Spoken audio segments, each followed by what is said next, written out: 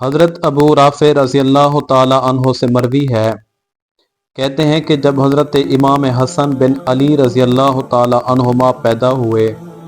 تو میں نے سنا حضور صلی اللہ علیہ وآلہ وسلم نے ان کے کان میں وہی اذان کہی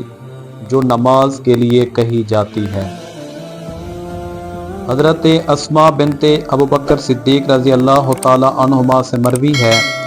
کہتی ہیں کہ عبداللہ بن زبیر رضی اللہ تعالی عنہ مکہ میں ہجرت سے قبل میرے پیٹ میں تھے،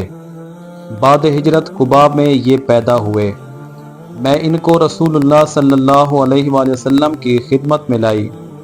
اور حضور صلی اللہ علیہ وآلہ وسلم کی گود میں ان کو رکھ دیا۔ حضور صلی اللہ علیہ وآلہ وسلم نے کھجور منگائی اور چبا کر ان کے منہ میں ڈال دی اور ان کے لیے دعائے برکت کی۔ حضرت عائشہ رضی اللہ تعالی عنہا سے مروی ہے،